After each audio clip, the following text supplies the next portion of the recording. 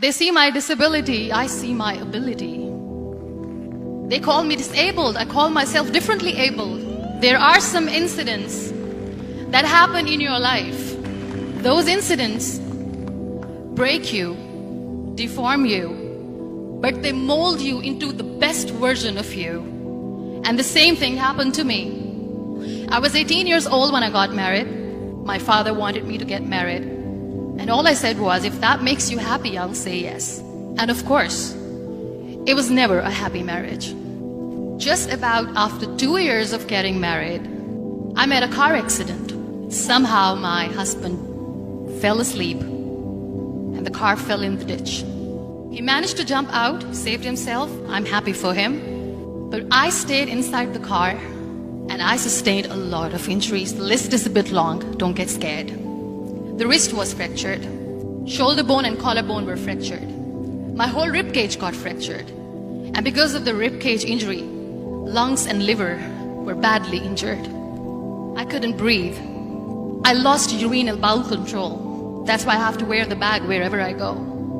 3 vertebrae of my backbone were completely crushed. And I got paralyzed for the rest of my life. I finally ended up in a hospital where I stayed for 2.5 months. I underwent multiple surgeries. One day, doctor came to me and he said, well, I heard that you wanted to be an artist, but you ended up being a housewife. I have a bad news for you.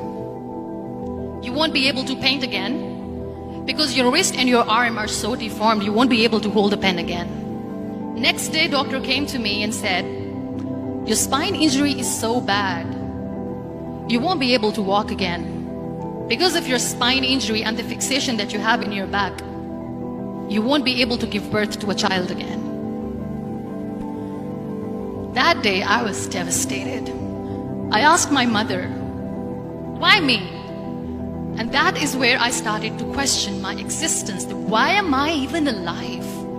And that is where I realized that the words have the power to heal the soul. My mother said to me, this too shall pass. God has a greater plan for you. I don't know what it is, but He surely has. And in all that distress and grief, somehow or the other, those words were so magical that they kept me going. One day I asked my brothers, I know I have a deformed hand, but I'm tired of looking at these white walls in the hospital and wearing these white scrubs. I'm getting tired of this. I want to add more colors to my life. I want to do something. Bring me some colors. Bring me some small canvas. I want to paint. So the very first painting I made was on my deathbed, where I painted for the very first time. It was not just an art piece or just my passion. It was my therapy. And then I was discharged and I went back home. And I went back home and I realized that I have developed a lot of pressure ulcers on my back and on my hip bone. I was unable to sit.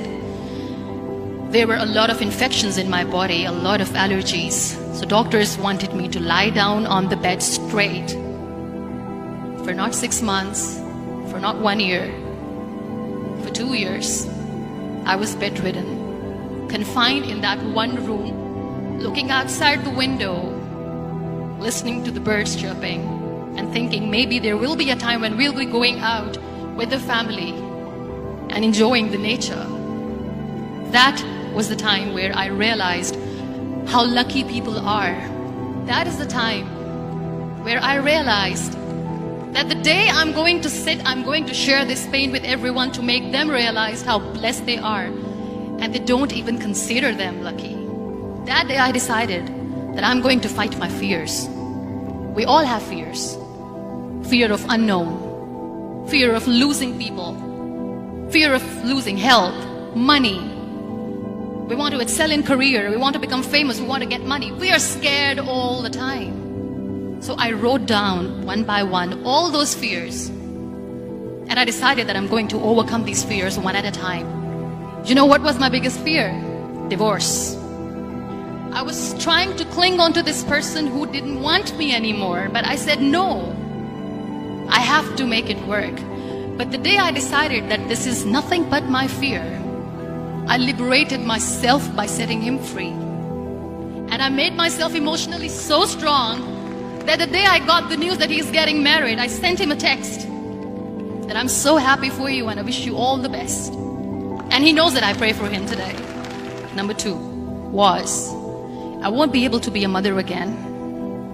And that was quite devastating for me.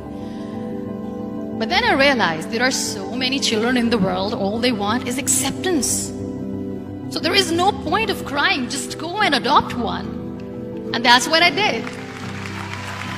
People think that they will not be accepted by the people because we, in the world of perfect people, are imperfects. So I decided that instead of starting an NGO for disability awareness, which I know will not help anyone, I started to appear more in public. I started to paint. I decided that I'm going to join the national TV of Pakistan as an anchor person. And I've been doing a lot of shows for the last 3 years. I became the National Goodwill Ambassador for UN Women Pakistan. And now I speak for the rights of women, children. We talk about inclusion, diversity, gender equality, which is a must. Every time I go in public, I always smile. It's always a big toothy smile on my face. And people ask me, don't you get tired of smiling all the time? What's the secret? I always say one thing, that I have stopped worrying about the things that I have lost, the people that I have lost. Things and people who were meant to be with me are with me. And sometimes, somebody's absence makes you a better person. Cherish their absence. It's always a blessing in disguise. Live your life fully. Accept yourself the way you are. Be kind to yourself. Be kind to yourself. I'll repeat, be kind to yourself, and only then you can be kind to others. Love yourself and spread that love. Life will be hard. There will be turmoils, there will be trials, but that will only make you stronger. So when you accept yourself the way you are, the world recognizes you. It all starts from within.